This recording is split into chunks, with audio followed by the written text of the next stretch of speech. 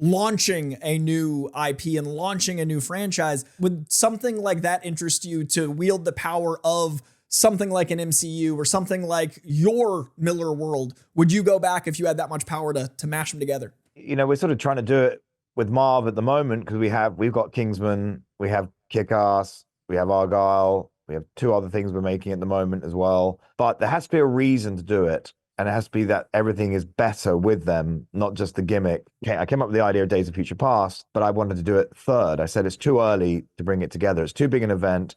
We've got to do a second one where let's cast a young Wolverine. Let's have some fun here. Build out this new Xmen universe. And then number 3, we bring them all together and ding dong. The studio just saw dollar signs when I gave them the idea. And then went phase 2, we're going straight to phase 3. Short term, great. Long term, not so great. It's tempting to put all the ingredients into a pot, but they still got to have a right balance. Otherwise, you know, I'm not really that interested in having a cheesecake flavored with steak in it.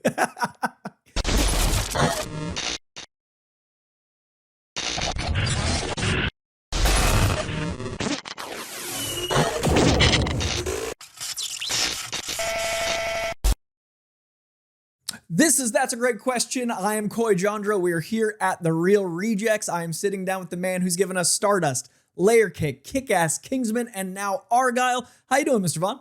I'm very well. How are you?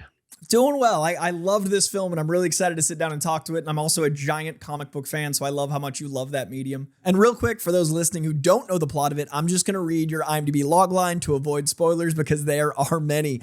Argyle is about a reclusive author named Ellie who writes espionage novels about a secret agent and a global spy syndicate who realizes the plot of the new book she's writing starts to mirror real-world events, all in real time. To me, this really feels like a graphic novel come to life, and you've done my personal favorite X-Men film as well as I mentioned, Kingsman and Kickass. In this new zenith of comic book films, do you find it's more comfortable to do stuff outside of the big 2 or more things that are original IP or adapted from book IP that feel like a graphic novel, less scrutiny there? I just want to try and do things that are, are original. And, when I was a kid, Back to the Future, Star Wars, Raiders, these are all new pieces of, they became IP, but they weren't when they started. Or weren't well-known IP, I suppose. They were IP, everything's IP. But it's more of a challenge, but it's more rewarding. Now, that being said, there are a few comic book characters that if somebody rang up and said, do you want to have a go with this? It'd be a long, hard debate of the child, inner child going, yes, please, I would love to make a Superman movie. But at the same time, when you do these big franchises, I'm not worried about the fans and playing with the responsibility of these big characters that are loved. But I am worried about the studio interference that start making you do things that I know the fans aren't going to like, yet you still have to do it. So it is a balancing act between the two. But there are, a few characters that I think that could be dangled in front of me that I would definitely be hypnotized by, but who knows where it would end up. I definitely want to talk about comics more later on, but I love what you mentioned about the studio. And I love particularly with this film, Universal agreed to only show the first 28 minutes in the trailers, and that is an astronomical gift for this film. It allowed the shocks, the surprises, and all those things. But I love 3 of your descriptors for the film as I was researching. You described it as a ray of sunshine to escape the world, a blockbuster with a heart and a wink, and the perfect date movie. And it's somehow all of these.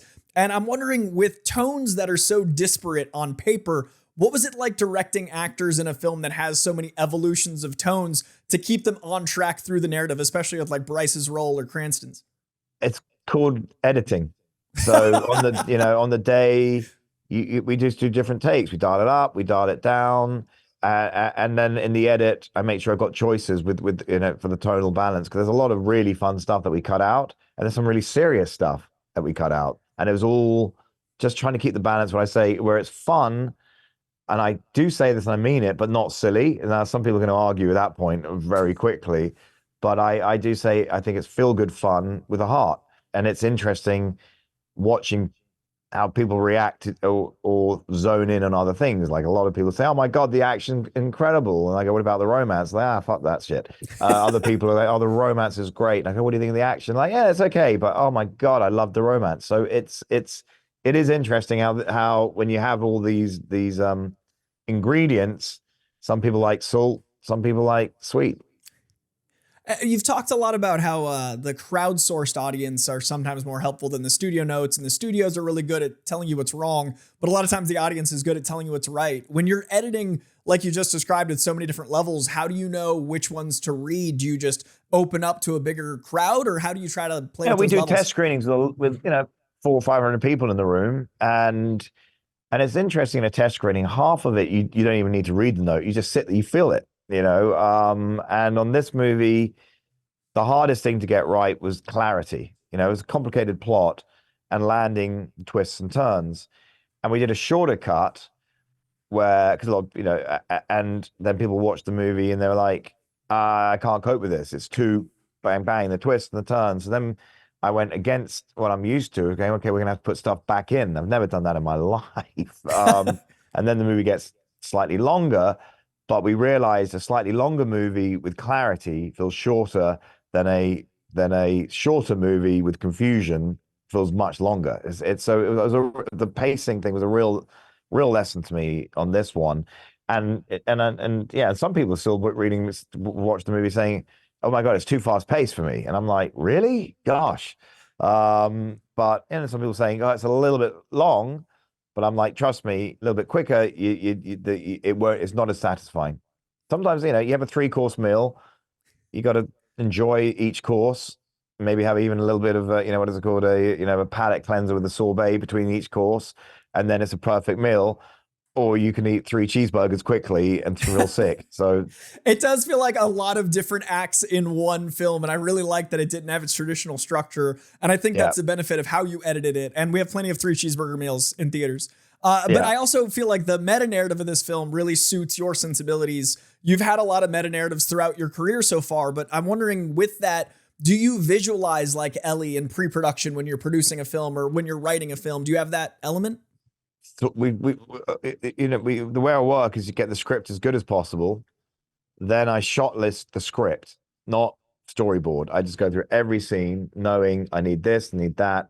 And then I go to storyboard artists because sometimes I find it weird. You go to some movies and they storyboard the drama, and I'm like, really? It's this and that. I mean, do you really have to storyboard that? But so we only storyboard and stunt viz the complicated stuff that no one can get their head around. So when I'm saying we're going to do dancing and with smoke or oil skating, all that stuff, you gotta, everyone's like, what are you talking about? And then we had to, and again, the idea of doing double action, no one could. I was like, no, that's gonna be cool. They're gonna blink and we're gonna have exactly the same fight choreography, but done in a certain interpretation of Scrappy versus Superstar. So that's the stuff that you have to, really make crystal clear for people to follow.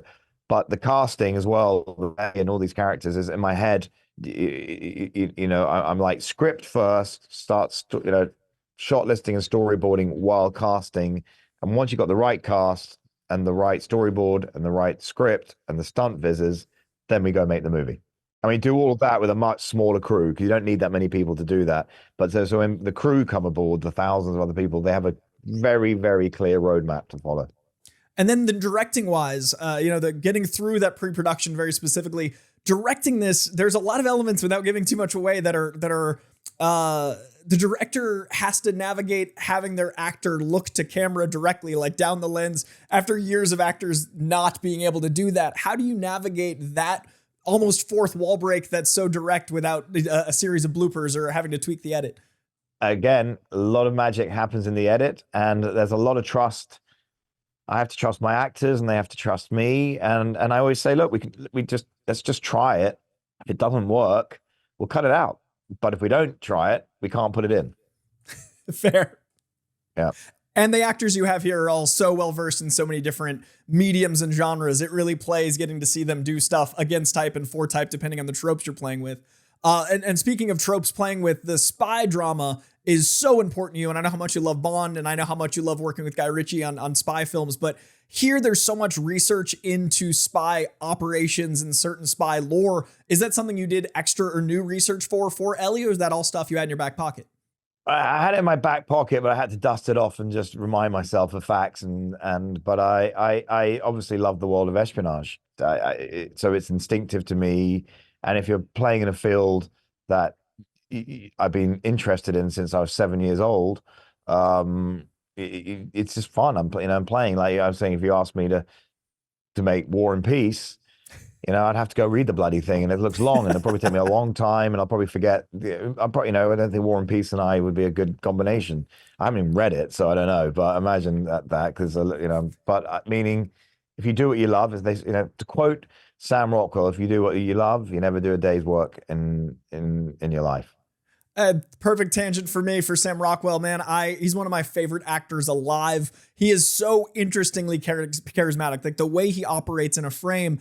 And the dancing here is maybe my favorite Sam Rockwell dancing, which is the highest praise I can give a film. What came first, the action set pieces or the casting of Sam Rockwell? Which developed first? The action set pieces were already written in my mind, and then I thought, well, who could do the dancing? Sam Rockwell comes to mind, and very quickly. And Sam's very brave and sort of, he's a bolt of energy when he comes on with ideas and enthusiasm.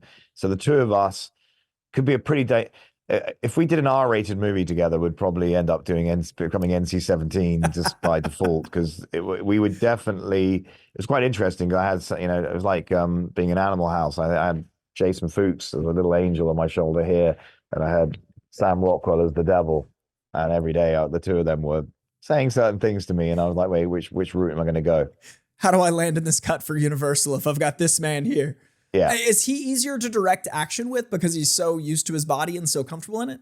He was surprising how fit, and he's a very good boxer, and he trained so hard to play Bob Fosse. He was a pleasant surprise how good he was, actually.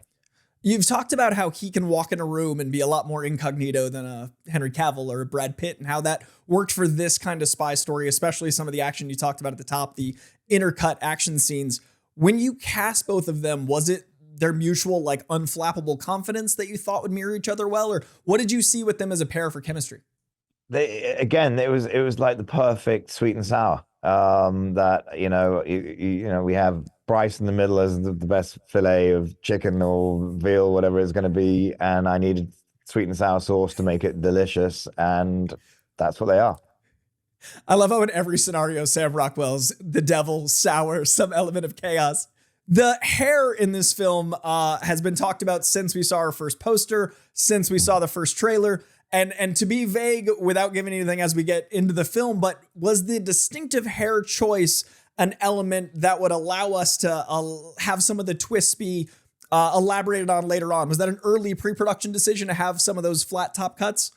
Yeah, no, I wanted to try and create an icon when there wasn't an icon. And so I had to give him a strong look. So you'd go, hey, what's that? And the fact we could do a poster of an unknown spy, a picture from behind with just a flat top, and everyone's going, hey, what's that? What's the flat top? So he became a mini icon overnight, and I didn't have much screen time to get Argyle feeling like a spy that's been around in our universe for a long time and is a famous spy, So that's why I thought let's just give him flat top and a Nero jacket, and that's all he wears. So in the movie, you see him, he's always flat top and Nero jacket. Now in the real world, if that was your look as a spy, pretty dumb. You walk in the room, everyone's going to notice the guy with the flat top, and whether he's, and in the movie he wears Nero pinstripe, velvet, he's always, that's his vibe. Like, Kingsman is double-breasted suits and glasses and an umbrella. Argyle is flat top, Nero collar. I've heard you talk about wardrobe being so important to characters, and I love this perspective on iconic imagery and how important that is. And obviously, comics, Wolverine's mutton chops are as important as anything. But when you've got a wardrobe that's that iconic and that important, how do you develop it to have it be so immediately registerable to all audiences? Do you have a certain costume designer you like working with? Do you like looking at source material? Like, how do you develop that? It depends. I've I've been doing this for a long time. So when I see characters, I'm always trying to just create icons. So and I have all the things that influence me. So male characters, I'm pretty comfortable, and I come to and meet the costume designer and say, this is the look I want, and then they go off and develop it. And then on the female side, I'm not as strong, and that's where I have my lovely wife, who she goes off and and helps me because I'm not as good as dresses as I am with suits. Fair. And the iconic haircut, again, being something that we saw so early on. There's another very iconic haircut in this film, and I'm going to be as vague as possible, but it is specifically on a man that is known for other haircuts, and it is very much so a 90s Superman haircut to me. Was that something that you drew from that iconic era of Superman, or was that? Are we talking about Mullet Man? We are, yes. Yes. Yeah. So I just think we've got Flat Top Man and then we have Mullet Man. And all I know, look at this. In a screenshot of like, I don't know, 20 seconds or something, we've suddenly got two icons that you can discuss. And that's what I'm talking. That's my job, to try and create, Kickass. You can, a green wets, I think it's green, I'm colorblind, but I think it was a green wetsuit. It was green, yeah. Yeah. It branding and it's very important to me. And I think in this world, the stronger the branding, the more chance you're going to get noticed. Seeing Mullet Man on that man made me very happy as a comic fan. I'm glad it was, it felt right after all these years. Well, there you go. Thank you. So going back a bit, speaking of Cavill, in the era of Stardust, he is a total unknown to most American audiences, as is Charlie Cox. And I know you're a big comic book fan. How was it for you from the outside to see one of your guys become the Man of Steel and another one become the Man Without Fear? It's sort of weirdly satisfying in an odd way. It's just not. It's every time I've worked with someone, or Tom Hardy becoming Venom, Daniel Craig becoming Bond. I'm sure there's other, Taylor Johnson's Kraven now. Aaron is Kraven. Yeah. Yeah. I'm sure there's other. I mean, that's what's so odd. I'm trying to go through the actors I've worked with, to seeing them, how they become these sort of icons that I've loved, or superheroes or spies. So it's weird. It's also a bit of a bugger, because then when I watch the movies, it's not quite as magical for me, because I know deep down that Daniel Craig isn't really James Bond or Charlie Cansey. So that's a little bit odd. The magic is harder, but they're all brilliant at what they do, and it's a lovely. It's really nice when you work with actors who are starting their career and they're nervous, and then you see them becoming these mega stars and having such success. You just, well done them. And even Pedro, his last few years after. Pedro. Yeah, that was like that. By the way, when we cast Pedro in the Kingsman's Golden, what's it called? That's called Kingsman, the Golden Service. That's how tired I am. What is it? It's Golden Circle. It's Circle. Yeah. And when I gave Pedro the part, he was so like, no, I really got the part. He was so humble about it. And this guy had been working so hard for so long. And I couldn't understand it. When I said, this guy is a movie star. This guy's a fantastic actor. He looks great. And I remember saying, when you do this movie, I knew he would just be a rocket for him. And it's great. He's a sweet, sweet man. And it shows in the work to see how much each of these actors has to do in these performances, because you are making them icons. You are making them their own IP, as we discussed at the top. And I remember hearing about like Daniel Kaluuya and Taron and these finalists for Kingsman, and how everyone kind of launched from that point. Was there ever a moment when you were making Kingsman that you took a step back, or even Layer Cake, going back further, where you thought like, oh, this is the next wave of movie star. This is the next set of these people. And even beyond the superhero IP, is there a sense of like family where you guys keep in touch with these big announcements? Yeah, I remember Daniel on Layer Cake just looking through the camera. There's an odd thing with movie stars, or even musicals, like with Dua Lipa as an example, and even just with Boy George, which has worked with him on Electric Energy on this, and you look through the camera, and a star, I don't know how to express the lens sort of melts around them, or they melt into the lens. I don't know what it is, but it is so obvious, right? I mean, I'm not some maestro that sees things that nobody else can. We all see it. That's why they become a star, because we're all looking at them in the same way. And it's not necessarily they're being good looking, right, as well. That's a real, like Gene Wilder, for example, the camera melted on him. There is a charisma, there is a something, and dare I say it, there is an X factor. There is something a person has that the camera or the microphone or the stage, wherever they go on, whether they're a chef, whether they're an artist, just something the unknown happens, and it's magical, and it's an alchemy like no other. And so when I cast these people, I'm just seeing it for what it is. It's not me. It's just I'm just capturing what they are oozing. And some of that, and so I'm not really that surprised. I'm just proud of them and being a tiny part of their journey. I do want to talk about casting a bit later on because there's so much in the world of casting right now as we're seeing. I just love that comic book films are beyond the medium now and they're becoming their own thing and making something like Argyle launching a new IP and launching a new franchise. But the world of Kickass has its own spin in IP because did you read Mark Millar's new big game event that just happened?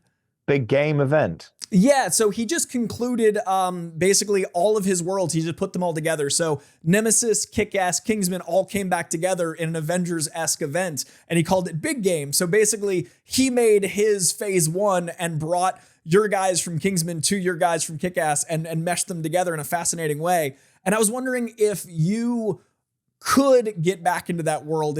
Would something like that interest you to wield the power of something like an MCU or something like your Miller world? Would you go back if you had that much power to mash them together? Yeah, never say never. I mean, we're sort of trying to do it with Marv at the moment because we've got Kingsman, we have Kickass, we have Argyle, we have 2 other things we're making at the moment as well. And so we're getting these characters, but there has to be a reason to do it. And it has to be that everything is better with them, not just the gimmick. And then it's, you do great. I had this argument on Days of Future Past because we did First Class, and then I came up with the idea of Days of Future Past, but I wanted to do it third. I said it's too early to bring it together. It's too big an event.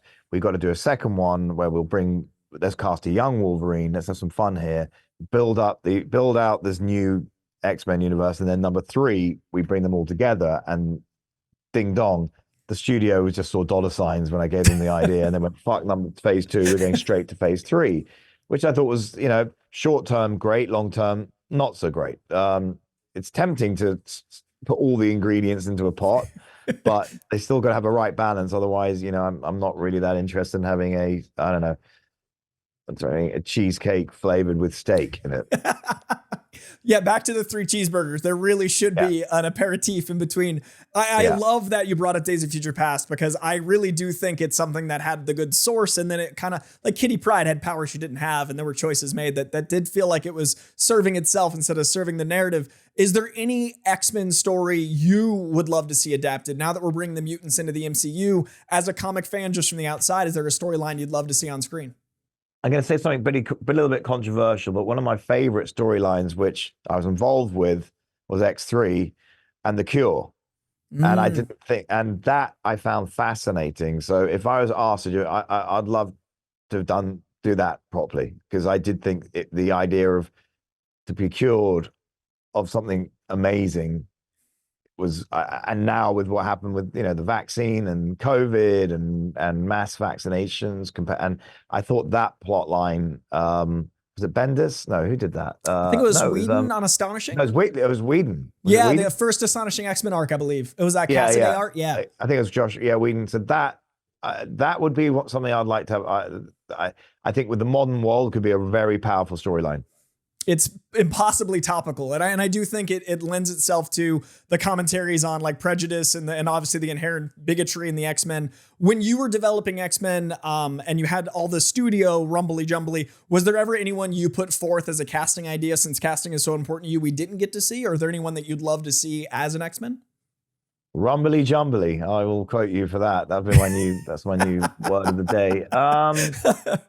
Let me just think about that. No, I sort of got everybody I wanted. I mean, it all fell into place. I had to fight very hard to cast Jennifer Lawrence, ironically, and I did have a problem casting Fassbender because the poor guy had a moustache in the auditions because he was playing, I think, Carl Jung.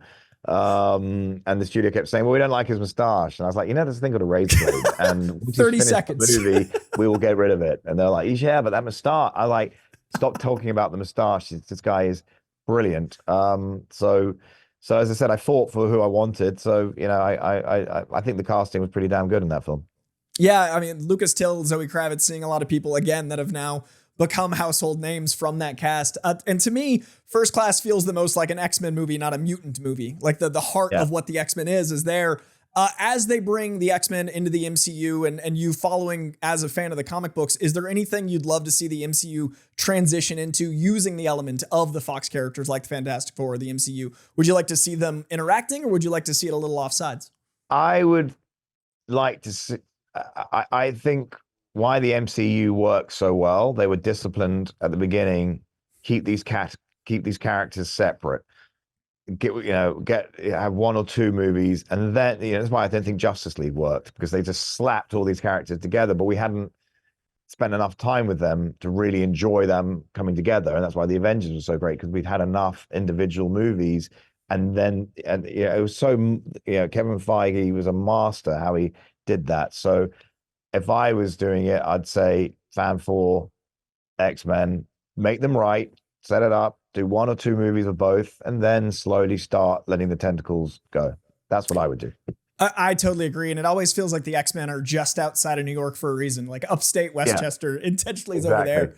Is there anything that would lure you back to MCU? Anything with like Kevin Feige or anyone running it over there that would call to you enough? I know I don't want to give anything away, but like just as a fan of the comics, a character you'd like to play with. Yeah, if they called me up and said, I mean, look, I love that universe. So, and I like Kevin. So yeah, I would never say never. If they called me up and said, look, we want to, like, I don't know, Iron Man. So originally I wanted to do Iron Man about 22 years ago when it was at New Line, and I found the script and I was like, this is the future. I want to make Iron Man. And everyone said, you're just crazy. No one's going to, it's the dumbest title. And what a rich guy builds a superhero iron costume. Never going to work.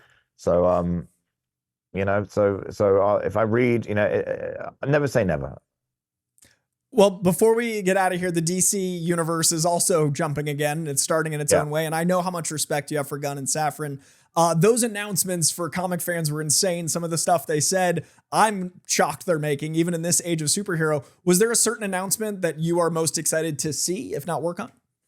Well, Millie Alcock as Supergirl was, I met with her, again, 8 months ago. I saw her in House of Dragon, went, this is a future star. So we met. There's a project I thought she'd be great for, and she turned me down, which I was like, okay, that's okay, fair enough. And I'm not surprised she's now going to become Supergirl. She's brilliant. She's absolutely brilliant. Is there anyone you've met with in all your years that you could see off the top of your head as someone at the DCU or MCU, with the history of your casting these people that feel like movie stars through the lens? Is there anyone that hasn't yet hit that tipping point? Taron Egerton. Yeah. I know everybody says him as Wolverine, but I personally, he doesn't look like he smells bad enough. Oh, he does. Perfect. That was my only issue. I want a Wolverine that looks like the peanuts on the bar or the smell that he has. Exactly. So before we get out of here, I also know your love of James Bond is profound, and both you and Henry Cavill have been almost Bond in your own ways, with Henry's insane streak of almost Cullen, almost Bond, and now the Superman chaos. Was there a moment when making this, it felt like there was a bit of karma for you to make your spy thriller through Argyle with someone we've all wanted as Bond for so long? I wouldn't say it's karma. I'd just say it was it was the stars, aligning correctly. And it was fun. And I still think if they chose Henry to be Bond, it will do very, very well. I think Henry will make it his own vehicle, but Ian Fleming wrote Henry Cavill or Henry Cavill, I don't know whether Henry Cavill read Bond when he was a kid and just molded himself on that, because he is close to a real life Bond as anyone I've ever met. And it absolutely plays. And I hope, if 10 years down the line, they hand you Kingdom Come, and maybe you can bring him back over there too, because I'd love to see it. And there's a lot of that element here. Is there anything you'd love to do with Henry next, or any of this cast? Because I'd love your work with Sam and Bryce. Everyone here is incredible. I would love to work with them again. We have ideas, we've discussed it, but we need people to see this movie first of all. If Argyle works, then there's going to be a lot more surprises and fun to come. I love that this is book 4, and I love that you want to do book 1 next. I love that Ellie is a real author. There's so many elements of this that I can't wait to understand how deep the meta rabbit hole goes. But most of all, I really appreciate all your work, man. And your work with Guy Ritchie producing Snatch got me interested in how films are made. So I really appreciate everything you've done. And your love of comics is also so wonderful to see. So thank you so much, man. Well, thank you for your time. I appreciate it. Have a great one.